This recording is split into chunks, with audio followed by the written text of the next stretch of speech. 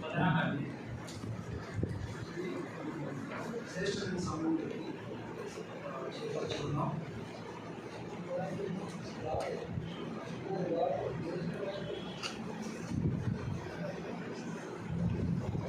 तो देखते हैं आनंद का आनंददायक है। మీతో కలిసి ప్రభుని సేవించడం మాకు చాలా సంతోషకరంగా ఉంది. आप सबसे मिलकर प्रभु की आराधना करना हमको बहुत संतुष्टि दे रहे हैं। మనందరికీ ఇప్పుడు ఏంటంటే భాష ప్రాబ్లం అయిపోయింది మనందరికీ. हम सबके लिए भाषा का थोड़ा सा बहुत प्रॉब्लम है। అది ఏం పర్లేదు, మీకు అర్థమయ్యే విధంగానే మేము ప్రయత్నం చేస్తాము. हम ये कोशिश करें कि सबको ये समझ में आए कि समझ सके। దేవుడు మనం అందరినీ అర్థమయ్యే విధంగా నడిపిస్తాడని ఆలోచన చేస్తూ ప్రభుని స్తుతిస్తూ ఉన్నాం. प्रभु को हम ऐसे स्तुति करते हैं, हम सबको ये सब समझ प्रभु देंगे, ऐसा करते हुए हम आगे बढ़ेंगे। నా సాక్ష్యాన్ని పంచుకోవాలని ఇష్టపడుతూ ఉన్నాను. पहले मैं अपना गवाही सुनाने के लिए इच्छा करता हूँ। నా పేరు వసంత్. मेरा नाम वसंत कुमार है। మాది ఆంధ్రాలో ఉన్నవాడిని. ఆంధ్రప్రదేశ్. पहले आंध्र प्रदेश में थे भाई। నాకు వివాహం అయింది. मैरिज भी हो गया। ఒక పాప ఒక బాబు. एक बेटी और एक बेटा है। ప్రభు పిలుపుని బట్టి నేను తెలంగాణ రాష్ట్రానికి మిషనరీగా వెళ్ళాను. जो प्रभु के कहने पर तेलंगाना स्टेट में सेवकाई के लिए गया। అక్కడ ఉండి నేను పరిచర్య కొనసాగిస్తున్నాను. वहाँ पे रहकर प्रभु का सेवकाई कर रहे हैं। రండి, నా సాక్ష్యం కంటే ప్రభు యేసుక్రీస్తు వారి సాక్ష్యాన్ని పంచుకోవడానికి నేను ఇష్టపడుతున్నాను. आइए मेरी गवाही से पहले प्रभु यीशु मसीह की गवाही सुनाने के लिए मैं इच्छा करता हूँ। సమూయేలు మొదటి గ్రంథము शमूएल के पहले पुस्तक 9వ అధ్యాయము 9th chapter 11వ వచనాన్ని చదువుతాం. 11th verse हम पढ़ेंगे। शमूएल के पहले पुस्तक 9वीं अध्याय 11वें पद हम पढ़ेंगे। సౌలు 10వ వచనం నుంచి 10 చదువుతాం. 10 और 11 पढ़ेंगे। సౌలు నీ మాట మంచిది, వెళ్ళదము రమ్మనగా వారు దైవజనుడి నుండి ఊరికి పోయి ఏముంది అని జ్ఞాపకం చేసి మనకు అవసరమైన మాట భోజనం మాట జ్ఞాపకం చేసి అని ముగిస్తారు. इस अध्याय में जो भी विषय है उन सब हम स्मरण करेंगे और उसमें से हम 2 बार ध्यान करेंगे। ఈ 9వ అధ్యాయంలో 1 నుండి 3 వచనాల్లో సౌలు పరిచయం ఉంటుంది. इस 9वें अध्याय में 1 से 3 पद तक साउल का परिचय होता है। 4 నుండి 27 వచనాలలో సౌలు ప్రయాణం ఉంటుంది. 4 से पद के 27 पद तक साउल की यात्रा हम यहाँ देख सकते हैं। 4 నుండి 27 వచనాల్లో సౌలు ప్రయాణాన్ని జ్ఞాపకం చేయడానికి నేను ఇష్టపడుతున్నాను. इस समय इस बार साउल की यात्रा जो 4 से 27 पद तक है हम स्मरण कर ध्यान करने के लिए मैं इच्छा करता हूँ। అదే సమయంలో మా ప్రయాణం కూడా జ్ఞాపకం చేస్తారు. उसी वक्त हमारे यात्रा के बारे में हम आपको बताना चाहते हैं। 1 నుండి 3 వచనాలలో సౌలు పరిచయం గురించి ఒక మాటగా జ్ఞాపకం చేస్తాను. 1 से 3 पद तक साउल परिचय को एक शब्द में ऐसा बोलना चाहता हूँ। సౌలు భాగ్యవంతుడు. साउल धनिकवान है। సౌలు బహు సుందరుడు. साउल अधिक सुंदर है, सुंदर पुरुष। సౌలు బాధ్యతలు కలవాడు. साउल के पास बहुत जिम्मेदारी है। సౌలు భక్తి కలిగిన పనివాడితో సహవాసం కలిగిన వాడు. साउल एक दास है जो भक्ति के साथ है, उनसे संगति में है। సౌలు భక్తి కలిగిన దైవజనునితో సహవాసం కలిగిన వాడు. और वो जो प्रभु के दास है, परमेश्वर के जन है, उनकी संगति में भी साउल है। సౌలు పరిచయం ఇది. 1 నుండి 3 వచనాల్లో సౌలు యొక్క పరిచయం ఇది.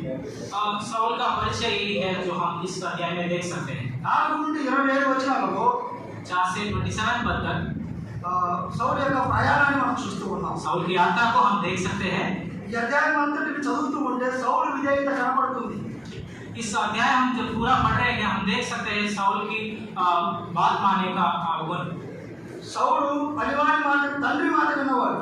पहला साउल अपना पिता का बात मान लिया है। పనివాడి మాట విన్నవాడు. दूसरी बात जो दास है साउल के उनका भी बात माना है। తర్వాత సమూయేలు మాట, దైవజనుడి మాట విన్నవాడు సౌలు. और परमेश्वर के जन शमूएल की भी बात भी माना है साउल।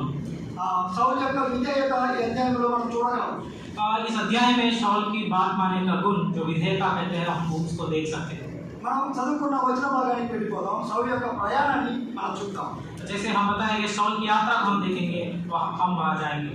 సౌలు ప్రయాణం ఏంటి అంటే शाऊल की यात्रा क्या है?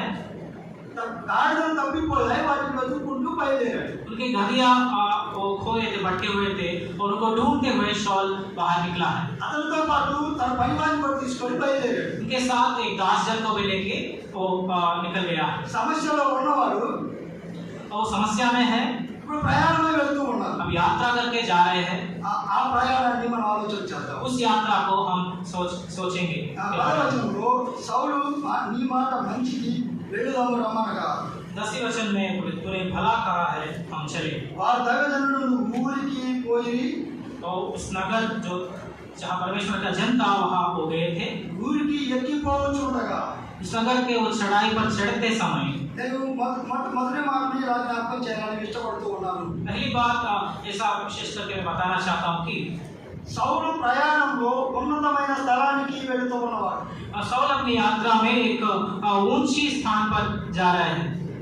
తన ప్రయాణంలో తప్పిపోయిన గాడిదలను వెతుక్కుంటూ తన ప్రయాణాన్ని కొనసాగిస్తున్న సౌలుకి भटके हुए गलियों को ढूंढते हुए यात्रा करते शाऊल को వారు దైవజనుడు ఊరికి వెళ్ళిపోయి इस यात्रा में वो परमेश्वर के जन जिस गांव में था वह स्थान पे वो ఇలా जा रहे జ్ఞాపకం थे। చేస్తున్నాను. మొట్టమొదటి మాట पहले बात में ऐसा बताना चाहता हूँ ఈయన ప్రయాణం ఉన్నతమైన ప్రయాణం. इनकी यात्रा ऊंची यात्रा है जो उन्नति स्थान का है। దైవజనుడు పర్వతం మీద ఉన్నాడు. परमेश्वर के जन वो पर्वत के ऊपर है। ఈయన ప్రయాణమై వెళ్తూ ఉన్నారు. ये इन लोग यात्रा करके जा रहे थे। ఈయన ప్రయాణం ఉన్నతమైనదని నేను జ్ఞాపకం చేయడానికి ఇష్టపడుతూ ఉన్నాను. तो इसी के दौरान इनकी यात्रा भी एक उन्नति की यात्रा, एक ऊंची यात्रा करके मैं बताना चाहता हूँ। ఎక్కిపోయే ప్రయాణంలో ఎక్కిపోయే అనుభవాన్ని నీవు నేను కలిగి ఉండాలి. यात्रा में चढ़ने का अनुभव हमारे यात्रा में तुम और मैं होने का अनुभव में हम रहना चाहते हैं। మనందరూ ప్రయాణంలో ఎక్కిపోయే అనుభవాలు ఉండాలి.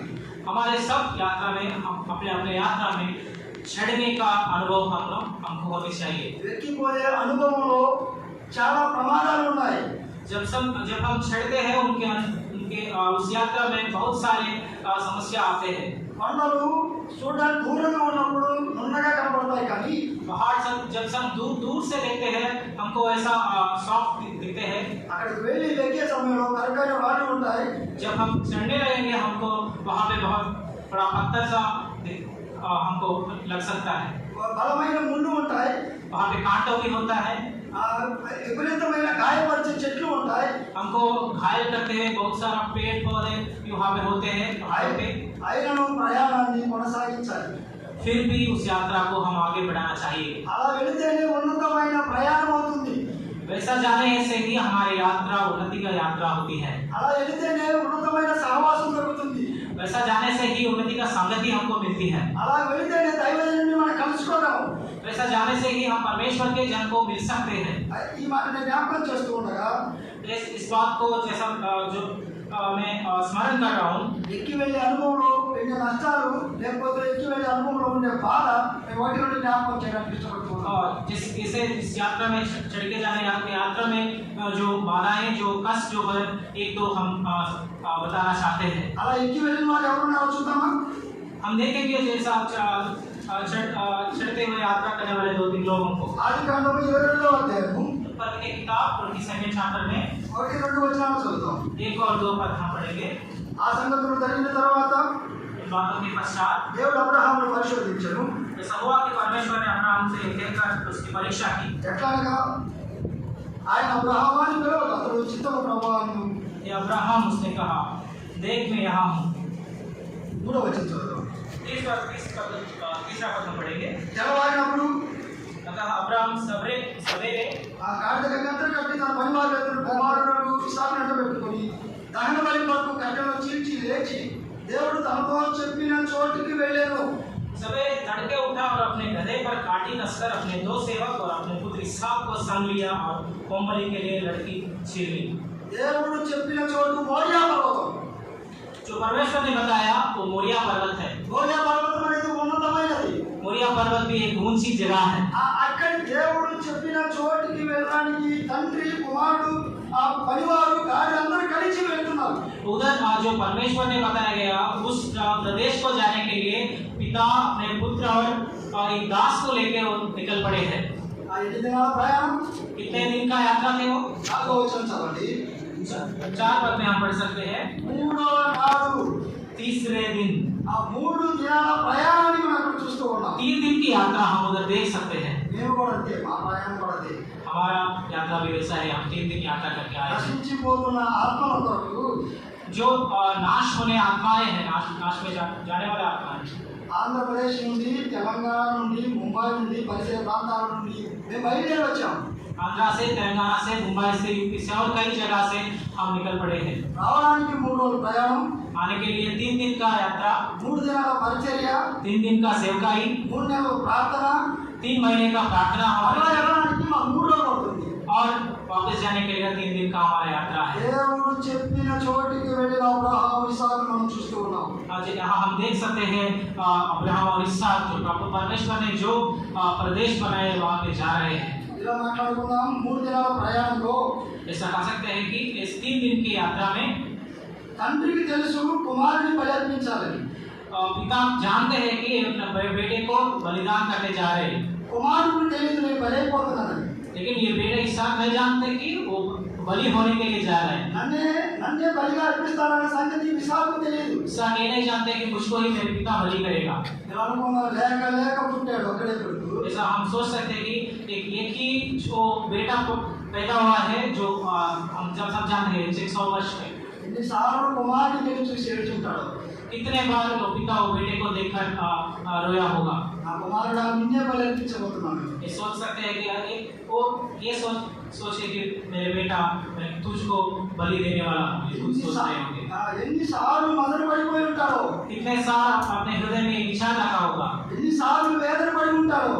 कितने बार वो वेदना के साथ ये सब सोचे होंगे। ఒక్కరోజు కాదు, एक दिन नहीं, ఒక గంట కాదు, 1 घंटा नहीं, 3 దినాలు కుమారుని గుండె కట్టుకొని వెళ్తున్నాడు।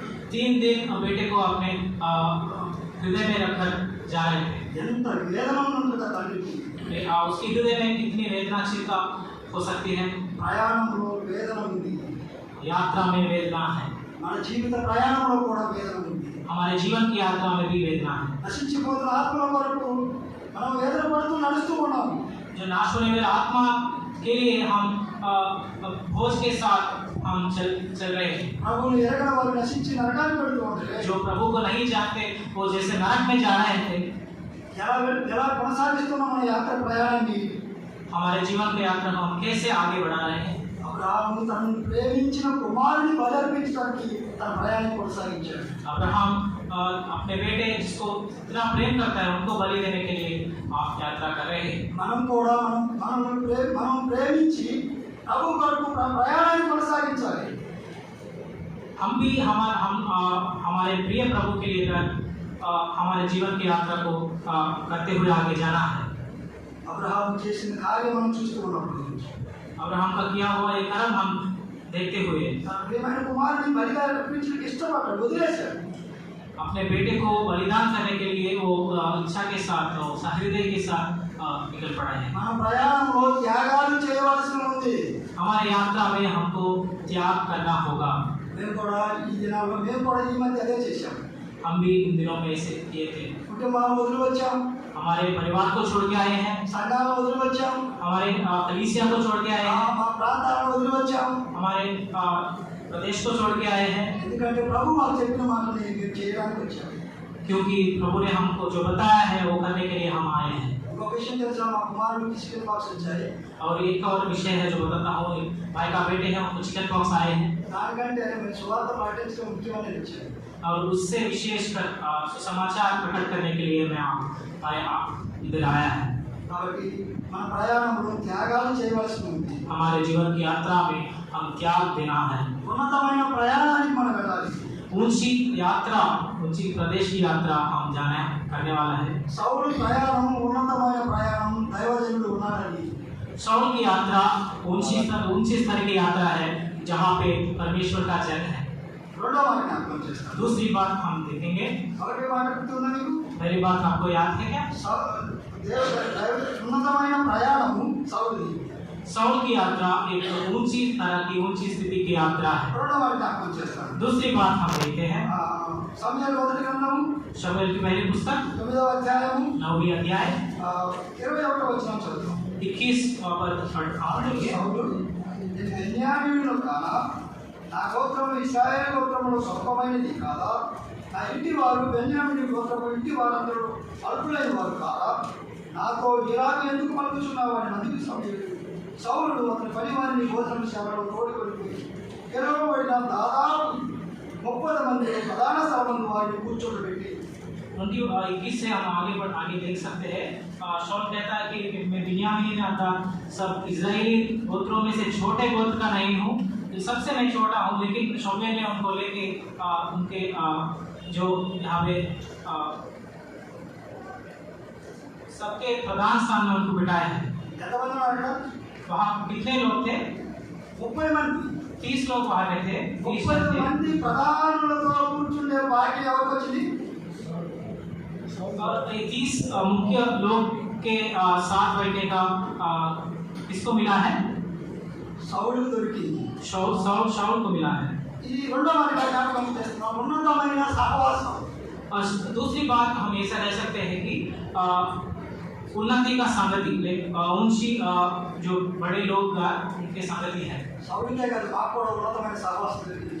केवल साउल की नहीं, हमको भी यहाँ पे मिला है एक अच्छी ऊंची स्थाई की संगति. దేవునితో మొట్టమొదటిగా సహవాసం దొరికింది.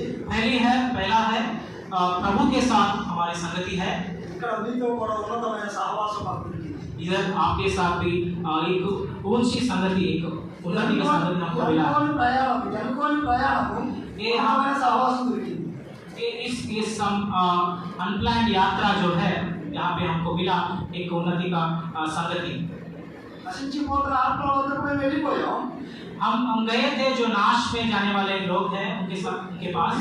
మీతో కలిసి ఆరాధన చేసే భాగ్యం ప్రభు మాకు అనుగ్రహించాడు. और आपके साथ अभी तो आपके साथ आराधना करने का सौभाग्य हमको प्रभु ईश्वर दी है. ఇది ఉన్నతమైన సహవాసం. ये एक ऊंचे स्तर की संगति है. అసలు మీరెవరో తెలియదు, మీరెవరో మీకు తెలియదు. हम एक दूसरे को कोई भी नहीं जानते हैं. మమ్మల్ని ప్రేమించి మీతో పాటు కూర్చోబెట్టి మీతో కలిసి ఆరాధించే భాగ్యం ప్రభు మాకు అనుగ్రహించాడు. प्रभु ने अपनी कृपा से प्रभु के प्रेम के द्वारा आपने हमको साथ बिठाए और साथ आराधना करने की आवश्यकता दी है. ఇది ఉన్నతమైన సహవాసం. ये तो बड़ी स्तर का संगति है. ఇంకొక మాట జ్ఞాపకం చేస్తాను. तीसरी बात हम देखेंगे అక్కడే 24వ వచనం చదువుతాం. और 24 वर्ष हम देखेंगे. వచనకర్తతో చెప్పను దాని మీద ఉన్నదాన్ని తీసుకొని వచ్చి సౌలు ఎదుట ఉంచగా रसोई ने जान के मांस समेत उठाकर शाऊल के आगे धर दिया. సమూయేలు సౌలుతో ఇట్లా నేను तब शमूएल ने कहा. వీళ్ళ మూడో వాళ్ళు ఇలా జ్ఞాపకం చేస్తున్నాడు. ఆ వచన 26, 27 కూడా మీరు తర్వాత చదువుకోండి. ఇది ఉన్నతమైన ప్రత్యక్షత. तीसरी बात हम ये कर सकते हैं. 26 और 27 वर्ष से बाद में भी देख सकता है एक ऊंची स्तर का एक प्रत्यक्षता है, दर्शन है. 3 నుంచి 27 వచనాలలో మనం చూస్తూ ఉన్నాం. 3 तक 27 3 से लेके 27 वर्षेस तक हम देख रहे हैं. సౌలు ప్రయాణాన్ని మనం చూస్తూ ఉన్నాం. साउल की यात्रा हम देख रहे हैं. సౌలు ప్రయాణము ఉన్నతమైనది. साउल की यात्रा ऊंची स्तर का है. బాధలో ఉన్నవాడు, जो एक समस्या में है, ఇబ్బందుల్లో ఉన్నవాడు, कष्ट में है, అతని ప్రయాణం కొనసాగుతూ ఉండగా సమూయేలు దగ్గరికి వెళ్ళాడు. అది ప్రాముఖ్యమైన. उसके यात्रा में जाते हुए शमूएल के पास वो आया है. సమూయేలు స్థానం వేరు, సౌలు స్థానం వేరు. शमूएल का स्थान अलग है और शाऊल की स्थान भी अलग है. సమూయేలుతో కూర్చోవడానికి సౌలుకి ఏ మాత్రం అర్హత లేదు. शमूएल के साथ बैठने के लिए साउल का कोई योग्य नहीं है. అయినా దేవుడు ఉన్నతంగా ఎక్కడికి వెళ్ళాలో అక్కడికే నడిపించాడు. फिर भी प्रभु ने उनको जहाँ जाना था वहीं पे प्रभु की अगुवाई थी. సౌలు అంటున్న మాట జ్ఞాపకం చేస్తాడు. 21వ వచనం. साउल कहता है एक बात हम देखेंगे. 21 में साउल ये कहता है कि అందుకు సౌలు నేను బెన్యామీనును కాదా, నా గోత్రం ఇశ్రాయేలు గోత్రంలో స్వల్పమైంది కాదా, నా ఇంటి వారు బెన్యామీను గోత్రపు ఇంటి వారందరూ అల్పులు కారా, నాతో ఇలాగ ఎందుకు పలుకుచున్నావు అనెను. हम देख सकते हैं सौल बोलते हैं कि क्या मैं बिन्यामीनी अर्थात सब इजरायली गोत्रों में से छोटे गोत्र का नहीं हूँ, और क्या मेरा कुल बिन्यामीन के गोत्र के सारे कुलों में से छोटा नहीं है, इसलिए तुम मुझसे ऐसी बातें क्यों कहता है। అర్హత లేని సౌలు अयोग्य शौल, గోత్రం కూడా అర్హత లేదు. इनके कुल का भी योग्य नहीं है, సమూయేలుతో కూర్చొని భోజనం చేసే భాగ్యం దొరికింది. लेकिन ये महाभाग्य उनको मिला है कि शमूएल के साथ बैठ के भोजन करने का। ఇలా ఏ యోగ్యత లేని మనకు అవసరం, ఏ యోగ్యత లేదు మనకు ప్రభు సన్నిధిలో కూర్చోవడానికి. हम भी अयोग्य हैं प्रभु के उपस्थिति में बैठने का, కానీ ప్రభుతో కలిసి ఒక దినాన ఆనందించబోతున్నాం. लेकिन हम प्रभु से मिलके एक दिन आनंद में रहेंगे। ఇది ఉన్నతమైన ప్రయాణం కాదా? क्या ये नहीं कि हमारा पूरी ऊंची स्तर का यात्रा, నీవు నేను కలిసి అనేకులను మా మార్గంలో తీసుకుని వెళుతూ ప్రభుత్వ ఉన్నతమైన సహవాసం మనం చేయాలి. तुम और मैं मिलकर और सारे लोगों को प्रभु के मार्ग में रास्ते में ले जाने के लिए कोशिश हमको करनी चाहिए। సౌలుకు తెలియదు సమూయేలుతో కలిసి భోజనం చేస్తారన్న సంగతి. सौल को नहीं पता था कि वो शमूएल के साथ बैठ के भोजन करने वाले हैं। అంత మాత్రమే కాదు, మాకు తెలియదు మీతో కలిసి సహవాసం చేస్తామని. केवल ऐसे ही नहीं, हमको भी नहीं पता कि हम यहाँ आके आपके साथ संगति करेंगे। బీహార్ వెళ్ళాము, हम बिहार गए थे, వేర్పూర్ పరిసర ప్రాంతాలకు మేము వెళ్ళాము. बरियारपुर और वहाँ के गाँव के पास हम गए थे। మేము అనేక ప్రాంతాలను తిరుగుతూ ఉన్నాము, वहाँ के अनेक प्रदेश में हम जा रहे थे, సువార్త ప్రకటిస్తూ ఉన్నాము. समाचार प्रकट कर रहे हैं। మేము ఆంధ్ర తెలంగాణలో అనుకున్నది వేరు, हम आंध्र तेलंगाना में इसके बारे में क्या सोचे थे वो अलग थी, కానీ మేము బీహార్ మేము చేస్తున్న పరిసర ప్రాంతాల్లో సువార్త ప్రకటించిన ఆ ప్రాంతాలలో పరిస్థితులు వేరుగా ఉన్నాయి. लेकिन जैसा हम सोचे थे वैसा नहीं था। बहुत बहुत अलग की परिस्थितियाँ इस प्रदेशों में हम देखा है। ఆటంకాలు కలుగుతాయని, बहुत आतंक बहुत होके सुसमाचार प्रकट करने में ऐसा सोचे हैं। మమ్మల్ని బాధ పెడతారని మేము అనుకున్నాము. हमको कोई ना कोई हमको नष्ट करेगा या हमको पकड़ेगा, ऐसा कुछ हम सोचे हैं। కానీ దేవుడు సువార్తను చక్కగా జరిగించాడు. लेकिन प्रभु सुसमाचार प्रकट होने में बहुत सहायता दी है, कोई आतंक नहीं आया। సుమారుగా 64 మంది తీర్మానం చేశారు. करीब तकरीबन 64 लोग ने प्रभु के नाम को स्वीकार किया है। వేల పత్రికలు పంచబడ్డాయి. एक हजारों का ट्रैक्स हमने बांटे हैं। వందల బైబిల్ నూతన నిబంధనలు యోహాను సువార్త పంచబడ్డాయి. यूहन्ना रचित सुसमाचार और नया नियम का ग्रंथ जो है हम बहुत सारे बांटे हैं। వందల మందికి సువార్తను ప్రకటించాం.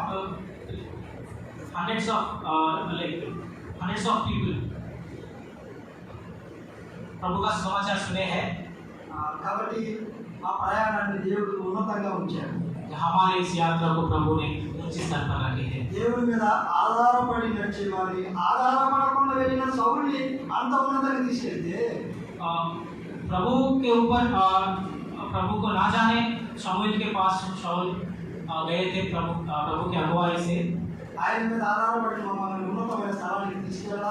जो हम प्रभु के ऊपर आधारित यहाँ पर आए थे, हमको भी उससे बढ़कर उच्च स्थान पर प्रभु लेके जाएंगे ना। నేను ముగించబోతున్నాను. मैं अंत में आ रहा हूँ। బిహార్ పరిచర్య మమ్మల్ని మాకు ఎంతో ప్రోత్సాహాన్ని కలిగించింది. बिहार में जो हम सेवकाई की है वो तो हमको बहुत इंकरेजमेंट मिला है। బిహార్ పరిచర్య మాకు చాలా పురుగోలు ఇచ్చింది. बिहार की सेवकाई देख के हमको और भी करने का और भी सेवकाई के बारे में सोच मिला है। బిహార్ పరిచర్య మా హృదయ భారాన్ని ఇచ్చింది. हमारे भोज को भी बढ़ाया है बिहार को एक सेवकाई देख के, ఎందుకనగా क्योंकि ప్రభు యేసుక్రీస్తు మా కొరకు మనందరి కొరకు మరణించాడు. प्रभु यीशु मसीह हम सबके लिए मारा गया है। ఆయన తిరిగి లేచాడు. तो जी उठा है, ఆయన రాబోతూ ఉన్నాడు. वो फिर आने वाला है। ఆయన రాబోతూ ఉన్నాడు. అనేకులు నశించి నరకానికి సిద్ధంగా ఉండగా और फिर आने वाला है और अनेक लोग नाश में नरक में जाने वाला भी है। భారం కలిగి చింత కలిగి इस सोच में हम बोझ रहकर चिंता करते हुए సువార్తను ప్రకటించడానికి మేము వచ్చి ఉన్నాం. सुसमाचार प्रकट करने के लिए చివరిలో మాట తెలియజేసి ముగించాలని ఇష్టపడుతున్నాం. आखिरी में एक और बात कहकर దేవుడు ఏ పండగ आज एक फेस्टिवल चल रहा है, कौन सा चल रहा है? ईस्टर के नाम से। అంతా ప్రభువుని గురించి ఆలోచన చేస్తూ ఉంటారు. వాస్తవానికి వాళ్ళు ఆలోచన చేసే ఆ పదాన్ని నేను జ్ఞాపకం చేసి ముగించాలని ఇష్టపడుతున్నాను. सब लोग प्रभु की ये विषय का स्मरण करते हैं। तो जो एक बात इसमें से याद दिलाने के लिए मैं चाहता हूँ। ఆ మాట జ్ఞాపకం చేసి ముగించడానికి ఇష్టపడుతున్నాను. రండి లూకాసు వార్త 23వ అధ్యాయం లేదంటే 24వ అధ్యాయం రండి. उस वचन को हम देखेंगे। लूका रचित सुसमाचार 23 चैप्टर हम देखेंगे। 24 चैप्टर 6 वर्स। ఆయన ఇక్కడ లేడు. 24 चैप्टर 6 वो यहाँ नहीं। ఇప్పుడున్న సమాజంలో చాలా మంది చాలా సంఘాలలో ఈ దినాన్ని పురస్కరించుకొని ప్రత్యేకమైన దినంగా ఆలోచన చేస్తూ ముందుకు వెళ్తూ ఉన్నారు. इस दिन में अनेक कलीसिया में अनेक प्रदेशों में लोग इस बात को स्मरण करते हुए कुछ और कई और क्या क्या करते रहते हैं। ఈ వచన భాగాన్ని ఆలోచన చేస్తూ ఉంటారు. इस वचन को ही वो स्मरण करते हैं। ఆయన ఇక్కడ లేడు. वो यहाँ नहीं। వాస్తవానికి ఆయన ఇక్కడ లేడు. वास्तव में वो हृदय में नहीं है, यहाँ नहीं है। ఆయన ఇక్కడ ఉంటే సమాజ దగ్గరికి వెళ్ళరు. अगर वो यहाँ है तो लोग समाधि के पास नहीं जाएंगे। ఆయన ఇక్కడ ఉంటే సమాజంలోకి వెళ్ళరు. अगर वो यहाँ है तो लोग कब्रिस्तान पे नहीं जाएंगे। ఆయన ఇక్కడ ఉంటే నశించిపోతున్న వారి వద్దకు వెళ్తారు. अगर वो यहाँ है तो नाश में जाने वाले लोगों के पास వారి వల్ల మనం లేవు కాబట్టి हम उन लोगों के जैसे नहीं है। ప్రభు మనకి ఇచ్చిన గొప్ప భాగ్యం అది.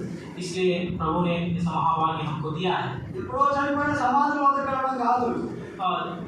सबसे मरे हुए लोगों की खबर के पास जाना नहीं है। ఎప్పుడో మన కోసం మరణించి తిరిగి లేచిన ప్రభు కోసం వెళ్ళాలి. जब से हमारे लिए मारा गया उस प्रभु के पास हम जाना चाहिए। సౌలు ప్రయాణాన్ని జ్ఞాపకం చేసి మనం ముగిస్తాను. టైం 2 నిమిషాలు ముగిస్తాను.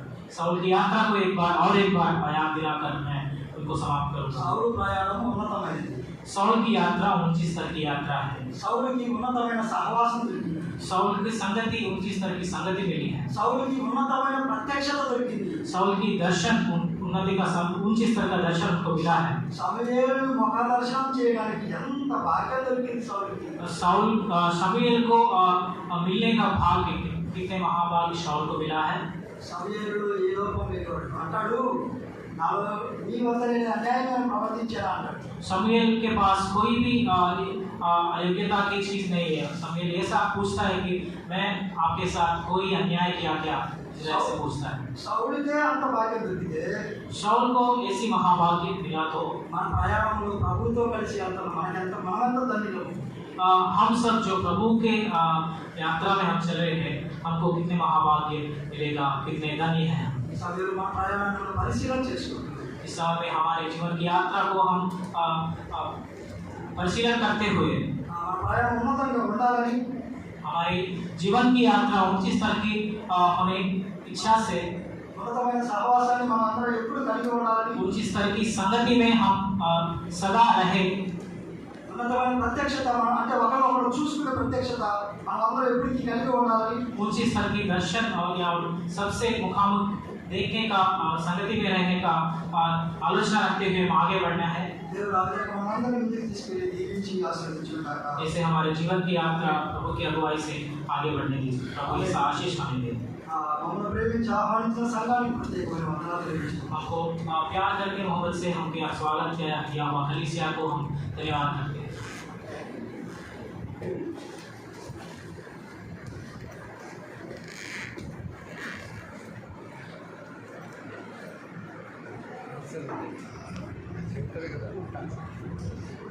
और एक और धन्यवाद देते हैं हमारे भाई को जो हाथ रख के चल रहा है, प्रभु की ओर दृष्टि रख के चल रहा है। तो ये हम इस सब चले और আমরা দেখছিলাম যে বিশেষ করে ঈশ্বর বাক্য থেকে যে আমাদের যে যাত্রা আর সেটা উঁচুর দিকে আছে না, আমরা স্বর্গের দিকে আমরা যেতে চলেছি।